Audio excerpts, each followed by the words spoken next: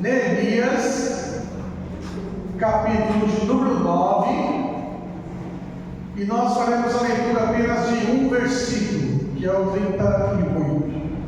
Mas nós vamos meditar um pouco sobre o livro de Neemias. E como o nosso tempo é um tempo bem curto, né? Então nós vamos aqui iniciar lendo Neemias 9, 38.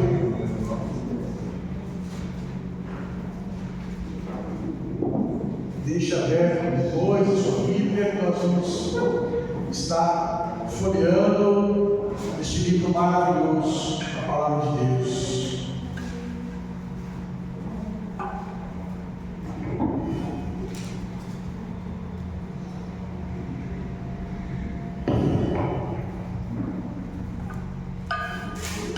Amém?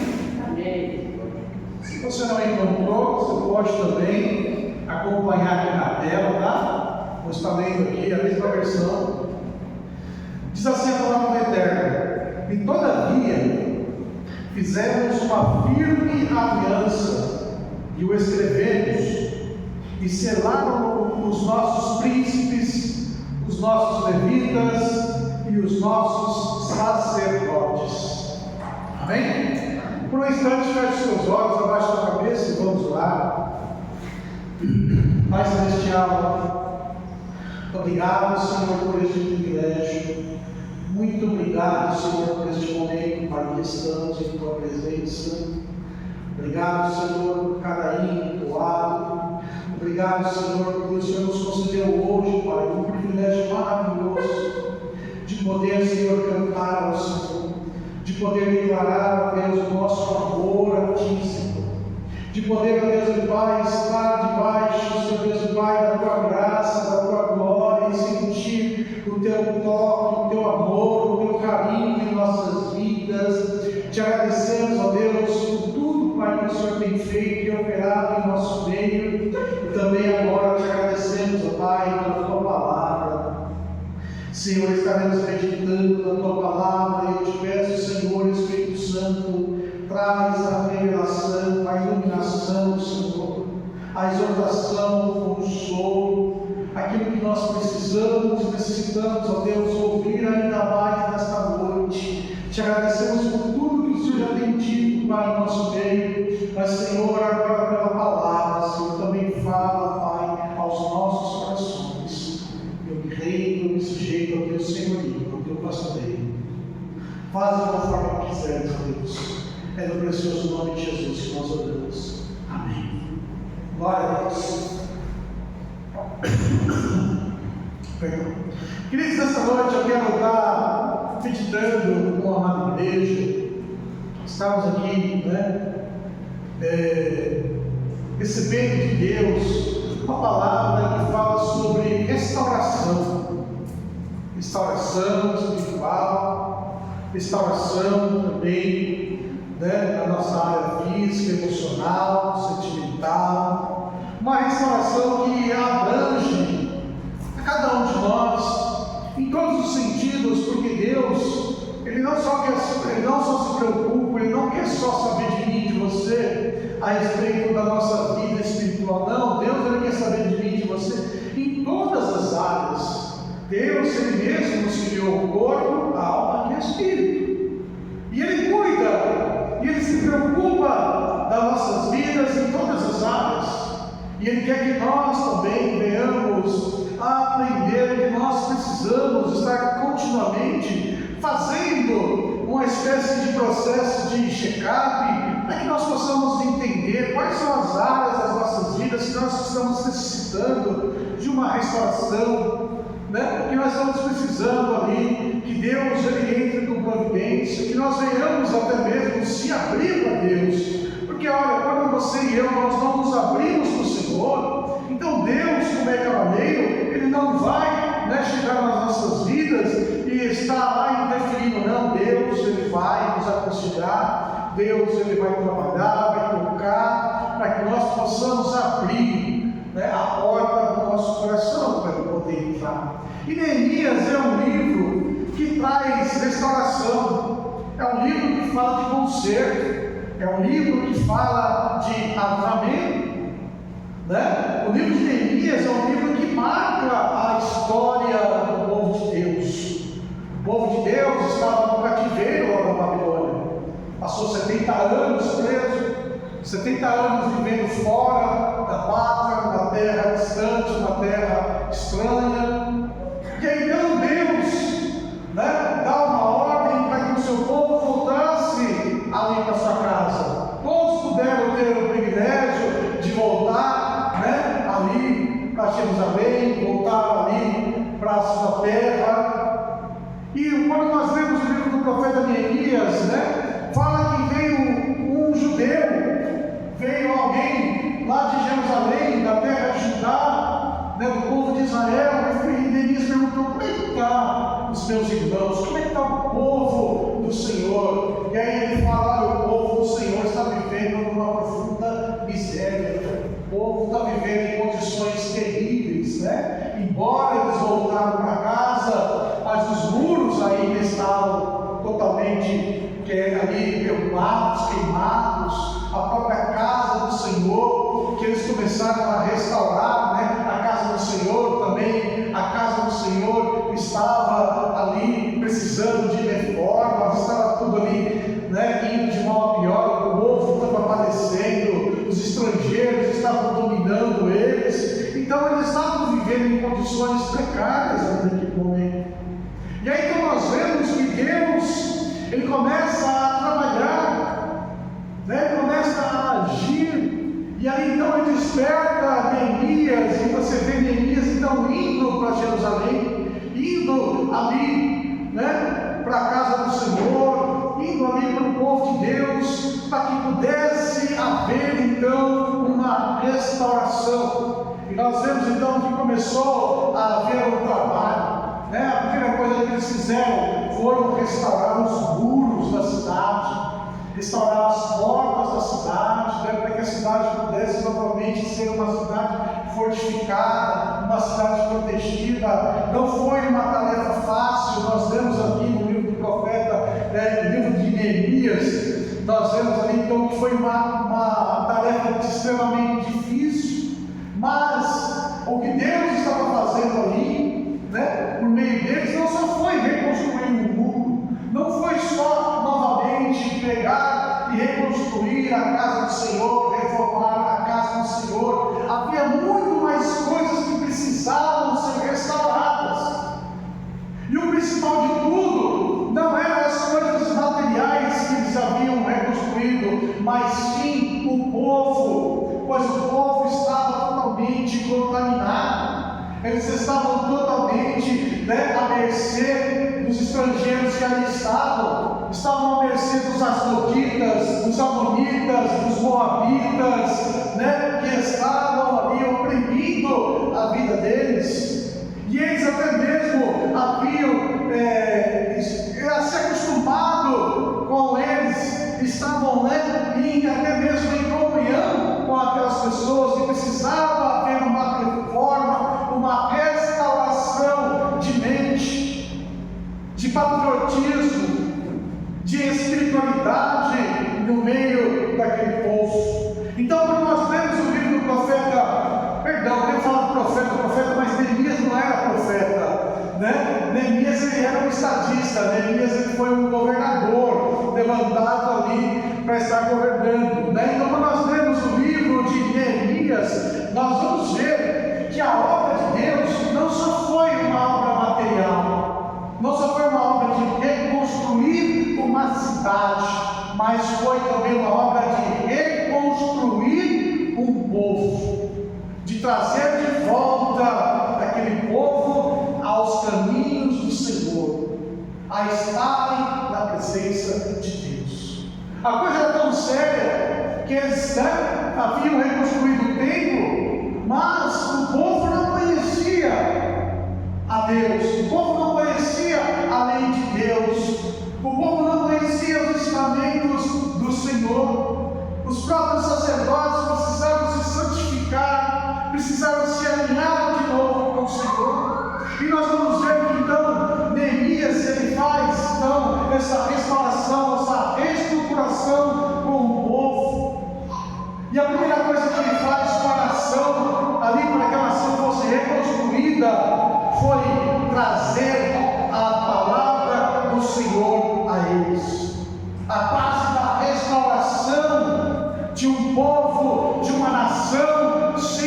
será a palavra de Deus. A palavra de Deus, ela sempre será a base que restaura todas as coisas. Você olha a história dos avivamentos da Bíblia, você vai olhar que a palavra do Senhor, ela vem e ela denuncia o pecado, e o povo se humilha, se volta para o Senhor, porque o povo estava em contato com a palavra de Deus. Em toda a história dos avivamentos, você vai olhar, sempre existe um padrão, e o padrão é a palavra de Deus. E para as nossas vidas, que elas possam ter uma restauração, uma renovação, uma reestruturação, ela precisa ser feita com base na palavra de Deus. Então, quando você vê lá Neemias, por exemplo, no capítulo 8, você vê que ele chama todo o povo, e eles constroem ali um culto ali, e a Bíblia fala então que Esdras, que era um escriba, começa a ler a palavra de Deus, e eles começaram a ler a palavra de Deus sem parar, passaram o dia inteiro lendo a palavra de Deus, e quando eles terminaram de ler ali, a lei de Moisés, o povo então olhou um para o outro e falou: meu Deus, nós estamos em grande pecado, nós precisamos de uma renovação, porque a palavra de Deus está falando que nós estamos fazendo coisas erradas e precisamos ter um conserto com o Senhor. E quando nós vemos também lá em Neemias, no capítulo 9, no verso de número 3, coloca para mim orando, Neemias 9:3, vai falar que mais uma vez eles haviam se juntado para estarem em contato, para lerem a palavra de Deus.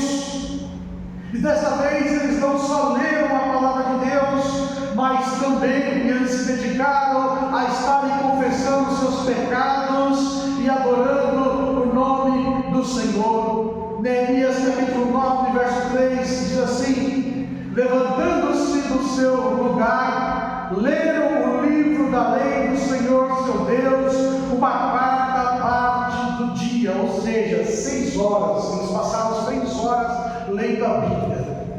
Não foi 10 minutos, não foi 5 minutos, não foi 1 hora, foram 6 horas. Uma quarta parte do dia significa 6 horas lendo a palavra de Deus. E nas outras quarta parte do dia, ou seja, nas outras 6 horas do dia, fizeram confissão e adoraram ao Senhor seu Deus. Então olha só como que a palavra do Senhor é poderosa. Fez o povo despertar. Se nós queremos um despertamento ainda maior nas nossas vidas, nós não podemos nos afastar da palavra de Deus. Pelo contrário, nós temos que cada vez mais nos aprofundar nas Sagradas Escrituras, porque somente as Sagradas Escrituras ela vai nos dar um norte, vai nos dar direcionamento, porque a palavra de Deus ela é aquela que estabelece os limites das nossas vidas. A Bíblia diz para mim e para você até onde nós podemos ir, aquilo que agrada, aquilo que desagrada a Deus. Quando nós lemos a palavra, nós não estamos lendo apenas uma historinha, não, nós estamos aqui diante da palavra viva e inerrante, que é a palavra de Deus. A palavra do Senhor, ela é viva, ela é eficaz, ela é mais penetrante do que qualquer espada de 2 gumes.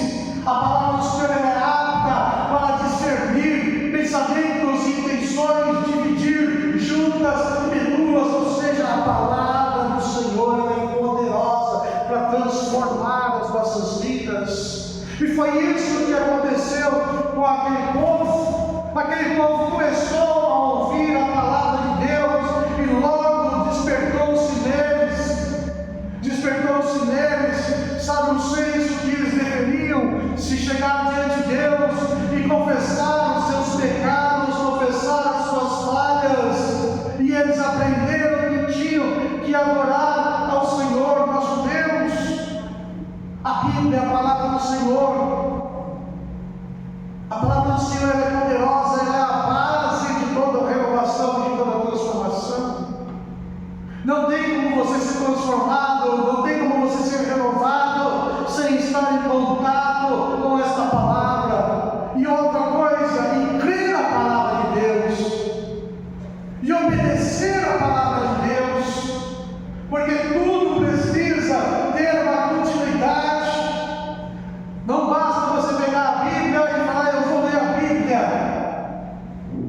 e você não meditar, e você não se aprofundar, e você não estudar as Sagradas Escrituras, achar que a Bíblia, né, é um livro para você só ler e pronto. Não.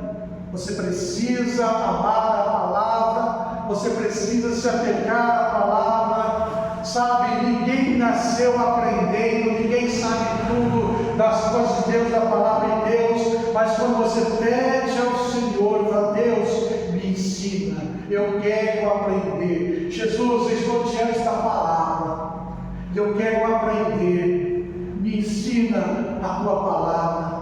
Me ensina, Senhor, os teus princípios, os teus propósitos. Me ensina, Senhor, a me portar, a me comportar como um filho e filha de Deus. Porque muitos irmãos vão dizer que acreditam na palavra de Deus, muitos crentes, mas muitos crentes não obedecem à palavra de Deus. E ainda mais, muitos acham que a própria palavra, ela está, sabe, ela está desatualizada. Ah, mas essas coisas eram nos tempos passados, nos tempos antigos. Mas a Bíblia diz que Deus, Ele é o mesmo ontem, hoje e é eternamente. Os tempos mudam, mas os princípios de Deus não mudam. O poder de Deus não muda. Sabe, aquilo que Deus deseja de mim, de você, não muda. E muitos, por causa disso, têm atacado a autoridade da palavra de Deus, têm falado: não, olha, estão modificando, estão fazendo isso, mas Deus, desde o princípio, Ele tem cuidado pela sua palavra. Você vai olhar em toda a história e você vai ver que sempre Satanás tentou destruir a palavra de Deus, tentou destruir lá, sabe, os livros da palavra do Senhor, mas Deus sempre, Ele preserva, Ele cuida da palavra. É verdade, não tem nenhum texto original guardado, nenhum texto do Antigo Testamento tem guardado, nem o rolo tem guardado, do Novo Testamento nenhum tem guardado, mas você olha na história e você vai ver todas as cópias que foram feitas da Bíblia, porque nós não temos os originais, nós temos as cópias, temos cópias em todos os lugares, mas você pega e analisa todas as cópias, todas elas estão em acordo. Os escribas do passado tinham tanto temor pela palavra de Deus, que eles não admitiam ter um errinho sequer. Se eles estavam escrevendo lá num rolo, estavam escrevendo lá a palavra, estavam copiando, e se eles por algum motivo fizessem um errinho, esquecessem uma coisinha, eles pegavam tudo aquilo, jogavam fora e começavam do começo. Olha só. Daí quando nós estamos escrevendo um negócio lá, errei lá, e você passa a caneta lá e rabisca por cima lá. Não, eles não faziam isso. Eles jogavam simplesmente fora, porque não era admissível ter qualquer tipo de erro ali na cópia das Sagradas Escrituras. Por isso que as Sagradas Escrituras, né, elas estão totalmente alinhadas, seja o Antigo Testamento, o Novo Testamento, qualquer que seja ali os códices que forem pegos, você vai olhar e você vai ver que eles estão em perfeita harmonia, porque o próprio Deus colocou esse zelo, né, nos seus escribas, para que não houvesse, sabe, erros na palavra de Deus. Por isso a palavra de Deus, ela é inerrante, ela não tem erros, a palavra de Deus é a verdade. E é por esta verdade que nós então somos transformados e nós somos renovados. E você olha então que aquele povo, eles estavam diante da palavra de Deus. E a palavra de Deus, ela provoca em nós, né, os sentimentos, porque você vai lendo e você vai vendo e Deus vai falando e aquilo vai, sabe, esmagando a dureza do nosso coração. Porque a palavra de Deus é um martelo que esmiuça a rocha. Então a palavra de Deus martela o nosso coração.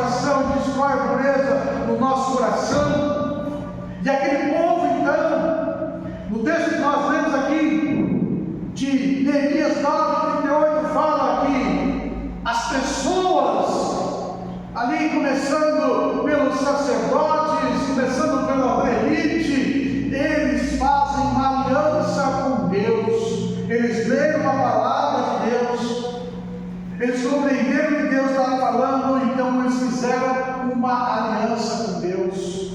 Eles fizeram um documento, escrevendo que eles estariam se dedicando ao Senhor, que eles reconhecem, sabem, as leis de Deus, e que eles iriam obedecer ali à vontade do Senhor. E justamente o texto que nós lemos: todavia fizemos uma firme aliança e escrevemos e selamos os nossos príncipes, os levitas e os sacerdotes. Fizeram um documento e pegaram o seu anel deles lá e selaram: olha, eu estou aliançado com Deus. O outro foi lá: estou aliançado com Deus. Todos eles foram lá e falaram: estou aliançado com Deus. Para que haja uma restauração, uma renovação em nossas vidas, nós precisamos fazer alianças com Deus, sabia? A gente acha, não, né? Jesus, ele fez a aliança no Novo Testamento, aleluia, para a nossa salvação, para a nossa vida eterna, mas como pessoas de Deus, nós temos que nos aliançar com Deus também, em muitas áreas das nossas vidas. Nós precisamos fazer propósitos e alianças com o Senhor, alianças individuais que você faz, você e Deus, alianças dentro da sua casa, da sua família, alianças ministeriais, alianças, né? Igreja, nós temos que nos aliançar com Deus, e foi isso que eles fizeram. Eles viviam debaixo de uma aliança. Deus fez uma aliança com Abraão, e era a aliança vigente, era aquela, e eles estavam aliançados com Deus por meio de Abraão, mas também eles fizeram uma aliança como povo diante do Senhor. E nós temos que sempre, irmãos, aprender esse princípio de estarmos nos aliançando com Deus, de fazer propósito com o Senhor, de estarmos nos colocando diante de Deus, conforme nós vamos entendendo, porque quanto mais nós entramos na presença de Deus, mais Deus vai falar, e mais nós estaremos nos aliançando, criando um compromisso com o Senhor. Não é nada mais só um compromisso de Deus ser o nosso Deus e Ele que cuida de nós, não, mas ser uma aliança. Deus, tu és o nosso Deus, tu cuida de nós, e nós serviremos ao Senhor com fervor e temor no nosso coração. Era isso que eles estavam fazendo. E você começa a ver que quem participou desta aliança, todos, começando com quem? Começando com a liderança deles, começando ali com Neemias. Neemias era o líder político, representante do rei que estava ali, né? Neemias tinha autoridade política. Depois você vê lá os sacerdotes, você vê lá ali os escribas, você vê os levitas, você vê os príncipes das famílias, e por último você vê todo o povo, todo mundo se aliançando com o Senhor. Eu queria ler o texto, mas ele é grande, mas em Neemias capítulo 10 está escrito isso. Capítulo 10, do 1 ao 27, você vai ver que todos estavam se aliançando com Deus, que todos ali estavam em concordância com aquele documento. Era como se fosse um regimento interno, né? Então todos estavam ali, a liderança.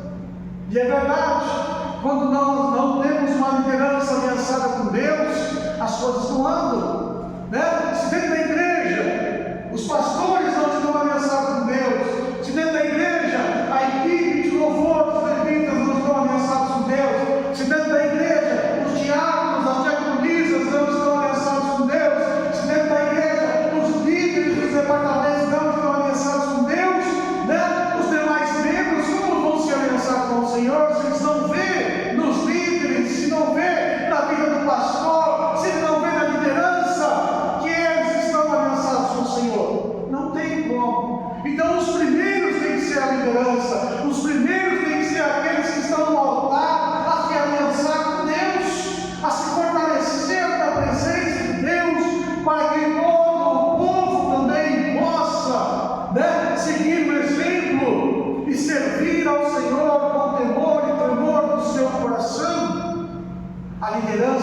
precisa ser o exemplo. Os pastores precisam ser o exemplo. A equipe de louvor precisa ser o exemplo. Os diáconos precisam ser o exemplo. Os líderes de departamentos precisam ser o exemplo. E aí você vai olhar que todo o povo, até mesmo as crianças, se alcançaram com Deus, não ficaram de fora. Até mesmo os pequeninos, as crianças, precisam ser instruídos a se aliançar com Deus, a ter propósito com Deus. Sabe, o erro é achar que os nossos pequeninos, sabe, tem que ficar de fora. Não, são os que mais têm que estar dentro, porque eles serão o futuro, serão as gerações, e se nós deixarmos os nossos pequeninos, as gerações que virão depois de nós, sem esse exemplo, então eles vão ficar de que forma? Vão ficar ao léu, a qualquer tipo de vento de doutrina, e é por isso que nós vemos muitos lugares aonde as igrejas estão sendo derrotadas, destruídas. Por quê? Porque não tem instituído os nossos pequeninos, as nossas crianças, nas nossas alianças com Deus, com os nossos propósitos com Deus. Eu já ensinei aqui, falo, repito e vou repetir muitas e muitas vezes. Nós temos que olhar as nossas crianças e enxergar com os olhos de Deus, porque os olhos de Deus, as nossas crianças são profetas, são profetisas, são pessoas que Deus levantou. Está lá em Joel, no capítulo 2, do 28 em diante. Você vai olhar na própria palavra, as criancinhas que queriam vir até Jesus, e os seus discípulos, os apóstolos ficaram impedindo: não, esse negócio não é com vocês não é para vocês não, Jesus não é para vocês não. Jesus falou: pode parar, pode mandar as criancinhas vir até mim. E Jesus falou o quê? Que deles pertence o reino de Deus. Então as crianças são as mais importantes, porque delas já pertence o reino de Deus. A gente tem que lutar para permanecer no reino. Por isso não se pode deixar. E nós lemos aqui, você lê na sua casa depois, Neemias 10, você vê que até mesmo as crianças foram incluídas, não ficaram de fora. Os nossos pequeninos têm que estar aliançados com o Senhor, eles têm que aprender a estar aliançados com Deus. Os nossos jovens, os nossos adolescentes têm que estar aliançados com Deus. A gente tem que parar com essa conversa: não, é jovem, tem que passar por isso e aquilo. Não tem que passar por tribulação, não tem que passar pelo mundo, não tem que passar pelas trevas, não. Ele tem que passar na bênção de Deus, da graça de Deus, no amor de Deus. Porque as nossas gerações têm que ser poderosas da terra, não tem que sofrer aquilo que nós sofremos no passado, quando nós não tínhamos Cristo. Eles nasceram debaixo da bênção de Deus e têm que viver e caminhar na bênção de Deus, não no mundo, não nas trevas. Por isso eles precisam estar firmados e juntos nas alianças do Senhor, para que eles cresçam aliançados com Deus, firmados com Deus. Não pode ficar de fora, os pequeninos. Então todos estavam aliançados com o Senhor, todo o povo aderiu. Começou com os líderes, mas depois você vai ver que todo mundo se aliançou com Deus. E assim, você olha quando todos se aliançam com o Senhor, e então há uma transformação, um renovo, há um avivamento, há uma transformação. A nossa espiritualidade não pode ser centrada, em nós, mas em Deus, na nossa volta ao Senhor cada vez mais. Todos os dias eu preciso de uma melhora na presença de Deus. Todos os dias eu tenho que pedir ao Senhor: Senhor, me ajuda na onde eu estou falhando, para que eu possa, Senhor, servir ao Senhor, para que eu possa ser um exemplo como família. Porque não sou aqui um líder espiritual para a igreja, mas também eu sou um pai de família, eu tenho uma família. E se eu não for exemplo para eles, como eu vou ser exemplo aqui na igreja? Como seremos exemplos nas nossas casas, para os nossos filhos, para as esposas, os maridos? Então nós precisamos disso. Precisamos reconhecer que nós precisamos, e não temos que esperar por outros. É aquela conversa, a começar em mim, tem que começar dentro de nós. Não fique esperando, mas você mesmo, sabe, comece com você, busque, sabe, peça a Deus para que traga esse desejo, para começar em você, né? Esta questão de transformação, de aliança, de renovo com Deus, de restauração na presença de Deus, porque todos nós precisamos disso. Não dá para ficarmos de fora dessa questão. E quais foram os compromissos que eles assumiram com Deus? Lá no capítulo 10, do verso 28 até o 39, você vai ver uma lista de compromissos que eles firmaram com o Senhor. Porque eles assinaram um documento, fizeram uma aliança e escreveram, está aí no livro do profeta Neemias, está aí no livro de Neemias, né? Esse acordo, essa aliança com Deus. E a primeira coisa que eles fizeram com o Senhor foram se consagrar a Deus, se separar do Senhor, se santificar do Senhor. Lembra que eu falei que lá eles estavam lá e havia muitos povos diferentes lá junto com eles? Porque quando Nabucodonosor conquistou tudo lá, ele fez uma bagunça, levou um monte de povo embora lá, os que ficou lá se juntaram. Foram se juntando lá um com o outro, um com o outro, um com o outro. E as pessoas tinham perdido a sua identidade. Eles tinham perdido a identidade deles. É a mesma coisa nós no mundo. Né? Se a gente não se consagrar a Deus, a gente perde a nossa identidade. Porque nós lidamos com as pessoas no mundo, na escola, no trabalho, dentro da própria casa, né? Com os vizinhos, a parentela, aonde você vai, né? Tem as pessoas que são do mundo, que não conhecem o Senhor, que não têm os mesmos costumes que nós, né? Que não creem as mesmas coisas que nós, que fazem coisas diferentes das nossas, e para eles acham que está certo, né? E nós olhamos e falamos, não, está errado, conforme a palavra de Deus, conforme as coisas de Deus, está errado. Então, assim como eles estavam vivendo lá, nós também estamos vivendo da mesma forma, da mesma maneira. Né? Você vai em vários lugares, né? As pessoas têm vários costumes. As pessoas têm costume lá de mentir, de roubar, de trapacear lá. De repente, você se viu num lugar lá onde tem todo esse tipo de coisa. E o que você vai fazer? Vai se contaminar? Não. Eu sou separado do Senhor, eu vou me consagrar a Deus, eu não vou participar dessas coisas. Não posso, não quero, né, participar disso, porque o meu negócio é outro, a minha vida é outra, a minha consciência é outra. E os judeus ali estavam totalmente misturados. E eles precisavam então se consagrar ao Senhor, precisavam ali, sabe, deixar de lado tudo aquilo que eles estavam vivendo, para viver para Deus, para viver aquilo que Deus queria. Nós estamos no mundo, mas não somos do mundo. E essa separação não é nenhuma, eu posso dizer, não é nenhum preconceito, mas é uma questão de espiritualidade. É uma questão de preservar a nossa espiritualidade.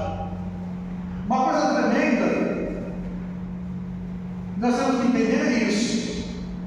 Cada vez que eu me contamino com algo mais fraco espiritualmente, eu fico. Então vai chegar um momento que eu vou ficar tão fraco espiritualmente que eu vou estar totalmente de que forma? Escravo do pecado. Cada vez que eu me consagro a Deus e eu busco a Deus, mais forte eu fico espiritualmente. Quanto mais forte eu fico espiritualmente, mais força eu tenho para fazer o quê? Para resistir o mal, para resistir o pecado. E cada vez que eu me contamino, eu sujo as minhas vestes espirituais. As minhas vestes espirituais, elas brilham. As minhas vestes espirituais, ela é luz. Ela brilha, ela resplandece, ela é bonita. Cada vez que eu pego, me contamino, ela tem uma sujeira sujeira, e essa sujeira ela vai fazer o quê? Ofuscar a luz, vai tirar, né, a beleza, e quanto mais eu estiver contaminado, menos belo eu sou, mais, né, escuros para as minhas vestes, menos resplandeço a presença de Deus. E aquelas pessoas precisavam tomar uma atitude, e a primeira atitude deles, eles tinham que se consagrar a Deus.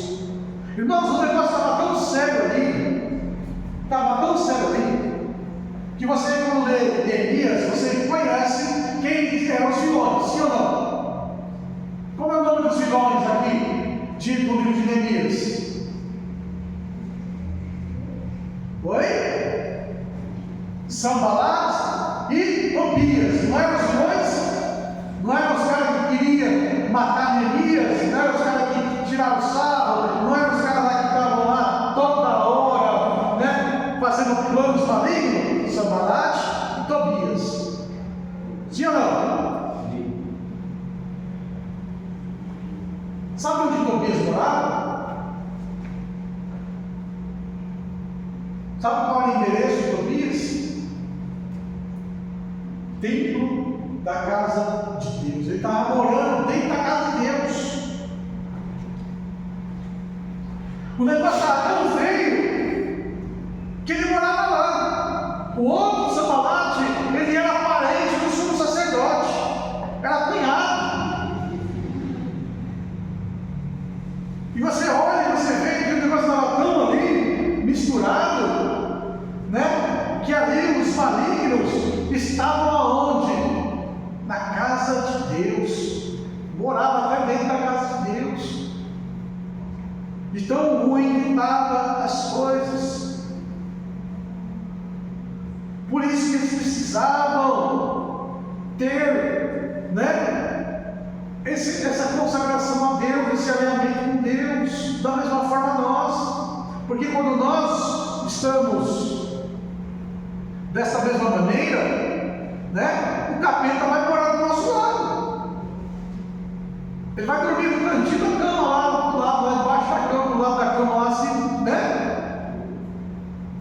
Se bobear, ele vai tirar você da cama para deitar lá no seu lugar. Porque o inimigo, ele é ousado.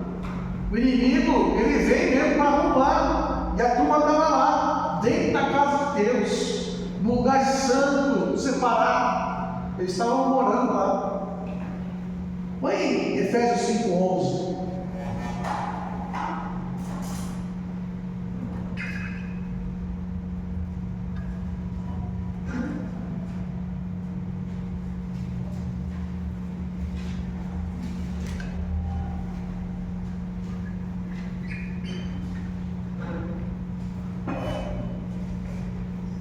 Está escrito em Efésios 5:11. E não comuniqueis com as obras infrutuosas das trevas, mas antes condenai-as. O que a palavra está dizendo? Não tenha comunhão com as obras infrutuosas da terra, das trevas. Então, deixa claro, não produz fruto nenhum. Não tenha comunhão, sabe? Não tenha vontade. Mas tem que fazer o quê? Condenar. Sai de perto. A Bíblia fala fugir da aparência do mal. E é isso que nós precisamos aprender.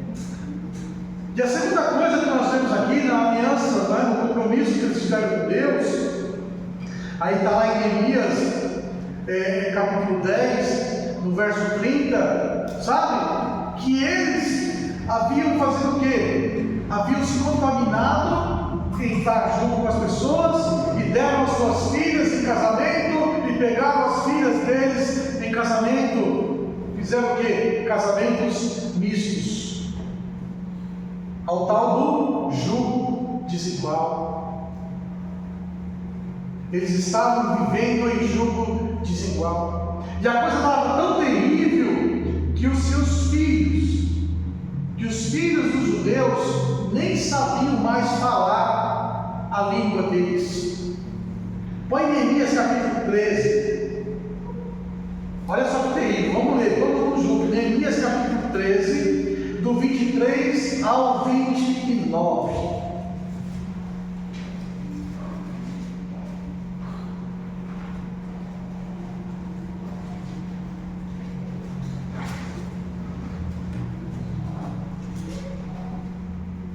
Olha lá, vamos aqui todo mundo junto, ó. Vi também naqueles dias judeus que tinham casado com mulheres asdoditas, amonitas e moabitas, e seus filhos falavam meio asdodita e não podiam falar judaico, senão segundo a língua de cada povo. E contendi com eles, e os amaldiçoei, espanquei algum deles, e lhes arranquei os cabelos, e os fiz jurar por Deus, dizendo: não darei mais as vossas filhas a seus filhos, e não tomarei mais suas filhas, nem para vossos filhos, nem para vós mesmos. Porventura não pecou nisto Salomão, rei de Israel, não havendo entre ele muitas nações, rei semelhante a ele, e sendo ele amado por seu Deus, e pondo Deus rei sobre todo Israel, e contudo as mulheres estrangeiras o fizeram pecar. E dar-nos nós ouvidos para fazermos obras de grande mal, prevaricando contra o nosso Deus, casando com mulheres estrangeiras? Também dos filhos de Joiada, filho de Elisabe, sumo sacerdote, era genro de Sambalate, o Honorita, por isso o afugentei de mim. Lembra-te deles, Deus meu, pois contaminaram o sacerdócio, como também a aliança do sacerdócio e dos levitas. Olha como o negócio está bravo ali. A questão do jugo desigual, ela pode destruir. E aí você olha ali, aquela geração, as criancinhas não sabiam falar o judaico, elas sabiam falar asdodita, moabita e amonita, não conheciam a Deus. E ali então, Neemias ele fala, que ele fala: olha, não foi assim que Salomão pecou. Ele fala: olha, Salomão era de Deus, Deus amava Salomão, Salomão amava o Senhor, mas por causa das mulheres ele pecou, as mulheres corromperam ele, e ele saiu da presença de Deus, e toda aquela desgraça que eles viveram foi por causa disso. E eles estavam no mesmo tipo de pecado. Você vê que Neemias foi lá, que pegou a turma pelo cabelo, bateu na turma, foi na força, e falou: vocês precisam se converter. E ele amaldiçoou e orou a Deus: Deus, estão contaminando o sacerdócio, porque até os levitas haviam contaminado o sacerdócio por causa de jugo desigual. É uma coisa terrível. É uma coisa terrível que acontece. É o jugo desigual. Sabe? 3 coisas acontecem. Primeiro, com o jugo desigual, a casa tem desequilíbrio, porque um é de Deus e o outro não. Mas o meu cônjuge, ele permite, meu cônjuge fala para mim na igreja, não tem problema nenhum. Mas tudo bem, há uma desigualdade. Uma parte tem que batalhar mais do que a outra. Uma parte tem que se desdobrar mais do que a outra espiritualmente, porque há uma desigualdade. E Deus é tão bondoso, que através da parte que é santa, ajuda a outra, mas salvação é individual.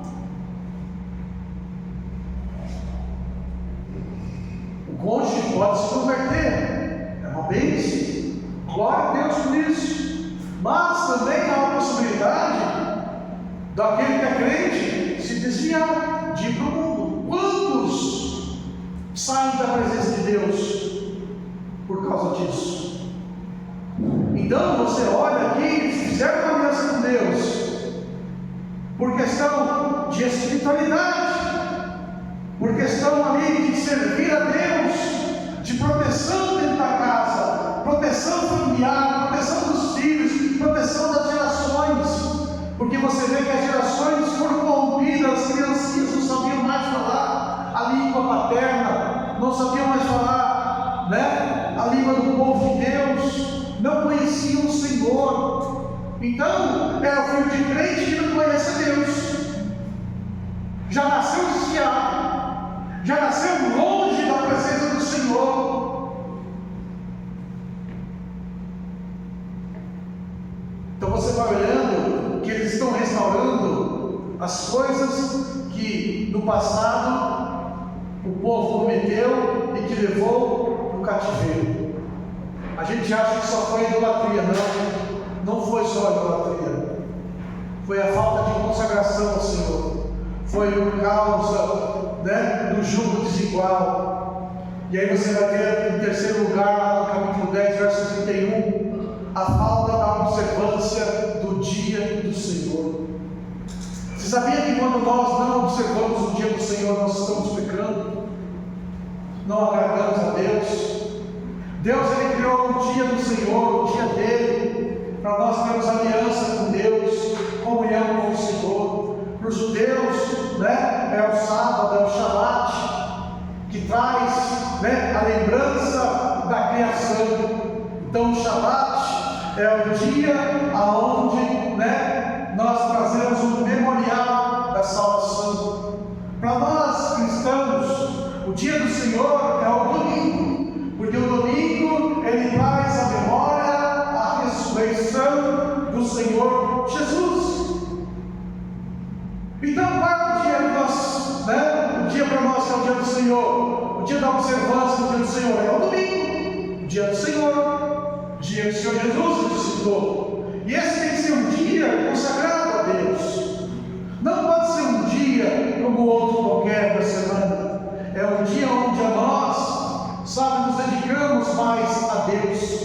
Um dia onde nós ansiamos de estarmos congregando ao Senhor. Não é um dia para a gente ficar, por exemplo, marcando festas. Não é um dia para a gente estar marcando um monte de coisa que não tenha nada a ver com Deus, porque é o dia do Senhor.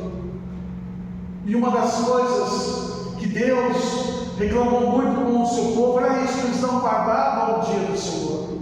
E quando nós, como cristãos, não guardamos o dia do Senhor, nós também estamos pecando, estamos em pecado. Não estamos guardando o dia do Senhor. Fazemos qualquer outra coisa, menos nos lembrar de Deus. E aí vai se lembrar de ir no culto, já 4h30, 5h da tarde. Vai lembrar, hoje tem igreja, eu tenho que ir para a igreja. E aí vem para a igreja correndo, vem para a igreja de qualquer jeito. Isso não é guardar o dia do Senhor. Isso é você se colocar dentro de um compromisso que você não tem prazer. Porque servir a Deus, irmãos, é um privilégio. Poder orar ao Senhor é um privilégio. Poder ver a Bíblia é um privilégio. Poder, estar aqui junto com vocês é um privilégio. Não é uma obrigação, mas sim um privilégio. O ouro, a prata, nada pode comprar este privilégio que nós temos de estar na presença de Deus. E eles sabiam que sem guardar o dia do Senhor, eles voltariam a viver da mesma forma que antes, porque logo estariam se esquecendo do Senhor seu Deus.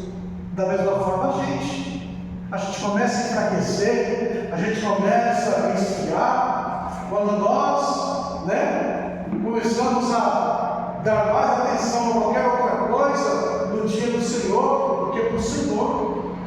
O dia do Senhor deve ser um dia santificado, um dia separado. É o dia, que mais passa rápido, é o dia do Senhor. O domingo é um dia rápido, foi assim, acabou o domingo.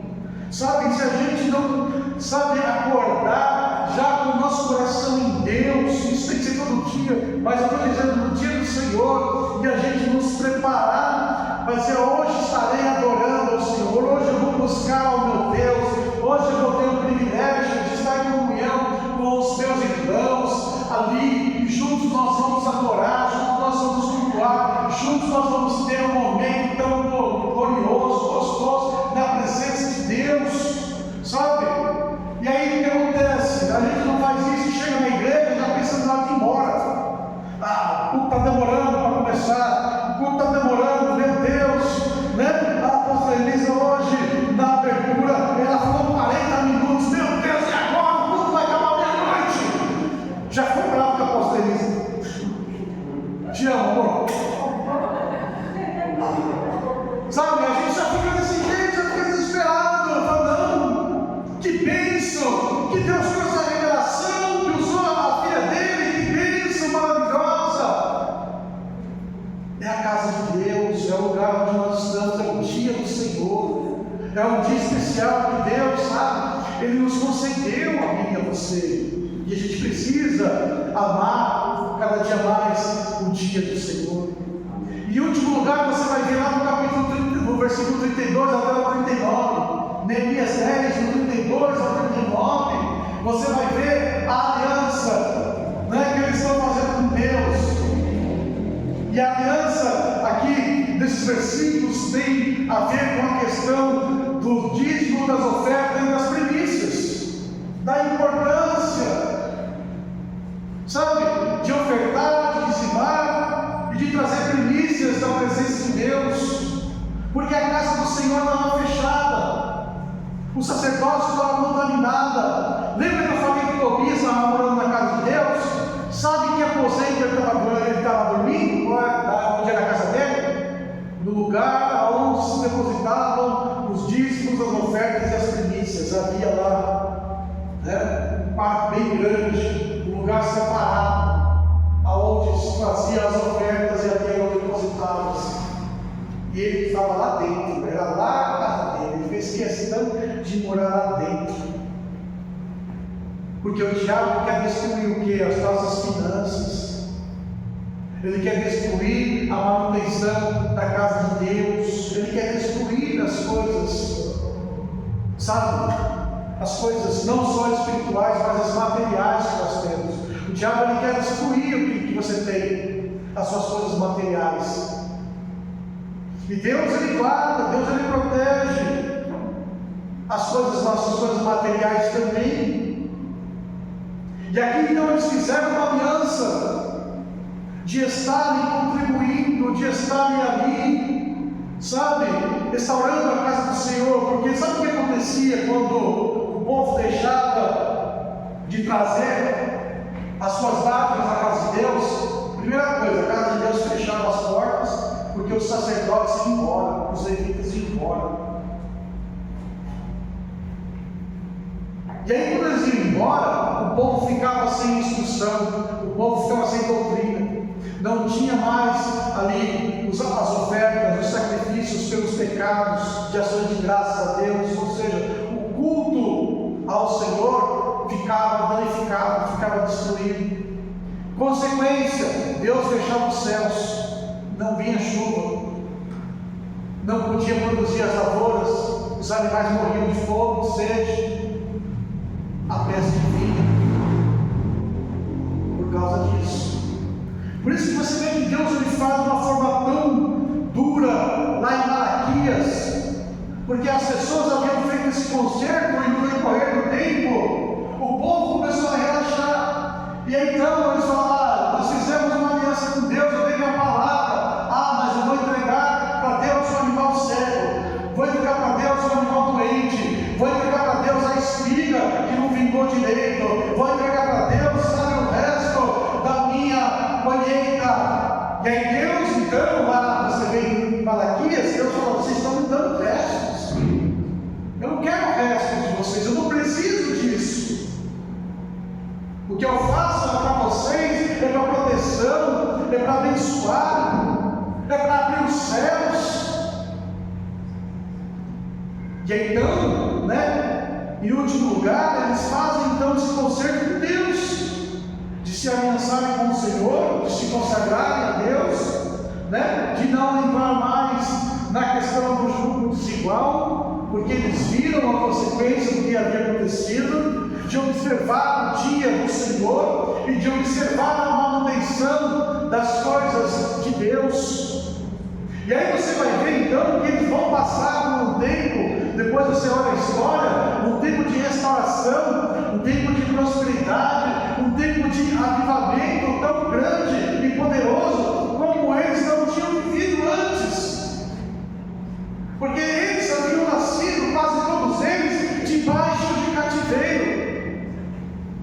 anos. Então uma geração inteira havia passado, havia morrido, e eles já eram uma geração nova, e uma geração nova que herdaram corrupção, que não herdaram arrependimento, mas de acordo com a palavra de Deus, com a base da palavra de Deus, eles vieram, então entenderam os princípios de Deus, se arrependeram e firmaram aliança com o Senhor, e se firmaram em Deus. Então Deus trouxe um avivamento, uma renovação, uma restauração.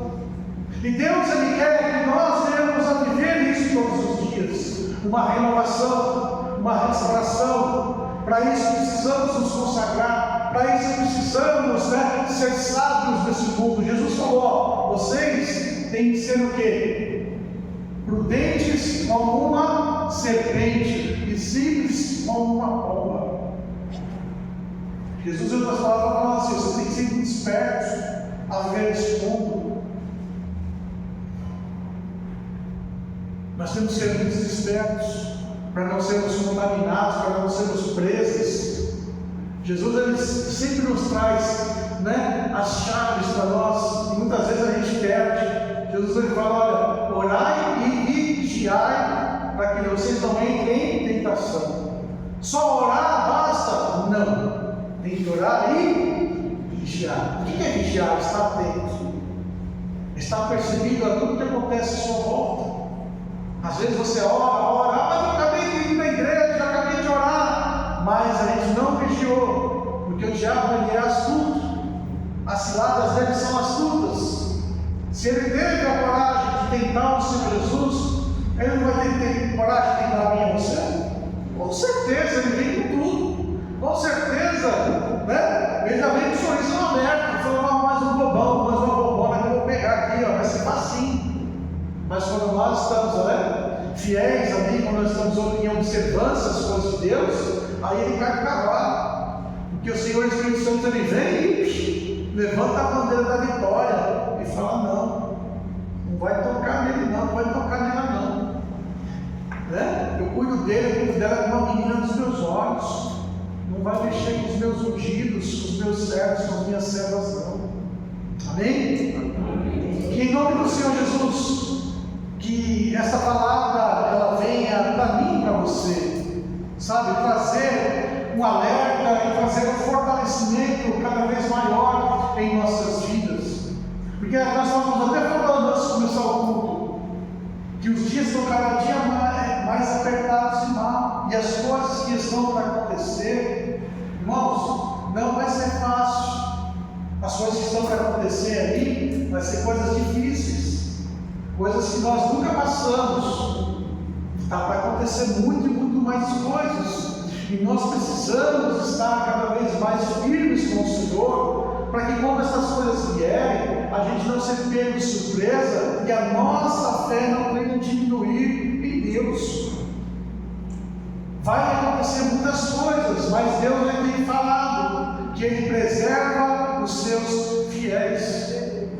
E as palavras que nós temos trazido aqui da parte do Senhor são palavras para nos fortalecer, porque o Senhor deseja que eu e você passemos por tudo que tem para acontecer ainda neste mundo, passemos de cabeça em pé, passamos louvando e agradecendo o nome do Senhor, sem temer nada, porque nós cremos e confiamos e conhecemos o Deus a quem nós servimos.